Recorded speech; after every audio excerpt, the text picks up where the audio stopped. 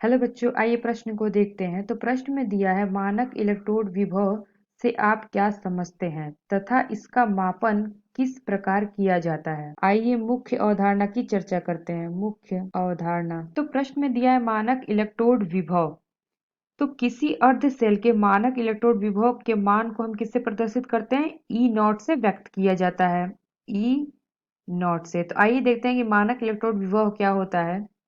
मानक इलेक्ट्रोड विभव किसी भी अर्ध सेल में अर्थात एक इलेक्ट्रोड में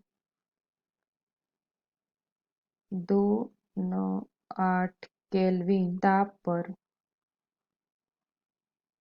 ताप और 1 मोल प्रति लीटर सांद्रता के धातु आयन विलयन में इलेक्ट्रोड के विभव का मान मानक इलेक्ट्रोड विभव कहलाता है। तो किसी भी अर्ध सेल में अर्थात एक इलेक्ट्रोड में 298 केल्विन ताप और 1 मोल प्रति लीटर सांद्रता के धातु आयन विलयन में इलेक्ट्रोड के जो विभव का मान मानक इलेक्ट्रोड विभव कहलाता है। तो जब किसी अर्ध सेल में अपचयन क्रिया को व्यक्त किया जाता है तो उसके मानक अपचयन विभव कहते हैं, और जब अर्ध सेल में ऑक्सीकरण अभिक्रिया को व्यक्त किया जाता है तो उसे क्या कहते हैं? मानक ऑक्सीकरण विभव। तो अगर हमारा जो मानक अपचयन विभव को जो अपचयन विभव होता है, मानक अपचयन विभव, तो मानक अपचयन विभव को हम किससे व्यक्त करते हैं? ई नॉट आर ई डी, यानी कि रिडक्शन यानी कि अपचयन। और मानक ऑक्सीकरण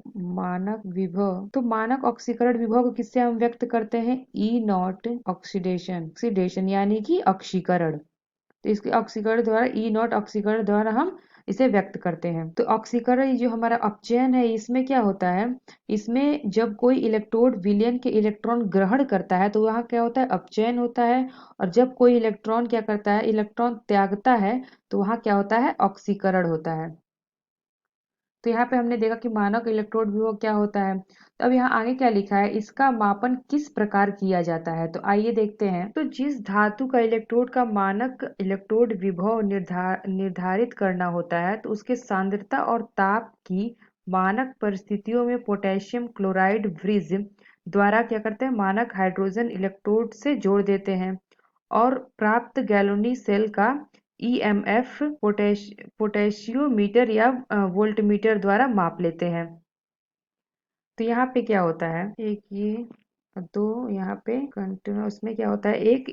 एक मेटल की इलेक्ट्रोड होता है यहाँ पे। तो ये हो गया हमारा एक इलेक्ट्रोड और इसे जोड़ देते हैं हम किसे? एक वोल्ट मीटर यहाँ लगा देते हैं, इन दोनों को जोड़ देते हैं। ये हमारा हो जाएगा। और यहाँ पे ये विलयन होता है, ये मोलर हाइड्रोजन प्लस होता है, और ये हाइड्रोजन प्लस होता है मोलर। तो यहाँ पे क्या होता है? एक सॉल्ट ब्रिज होता है। ये हमारा सॉल्ट ब्रिज होता है जो कि दोनों में रहता है। ये सॉल्ट ब्रिज है हमारा। और ये हमारा क्या है? Volt meter. और ये हमारा है सॉल्ट ब्रिज यानी कि लवण ब्रिज। और यहाँ से क्या होता है? यहाँ से क्या होता है? हाइड्रोजन जाता है, हाइड्रोजन गैस H2 गैस 1। और यहाँ पे क्या होता है? हाइड्रोजन इलेक्ट्रोड होता है। ये हमारा हाइड्रोजन इलेक्ट्रोड है। तो इसमें सांद्रता इसका क्या होता है? तो सांद्रता होगा मोलर H प्लस। और ये हमारा क्या है? ये हमारा है प्लेटिनम प्लेट यानी कि Pt प्लेट। और ये हमारा क्या है? Molar Mn plus.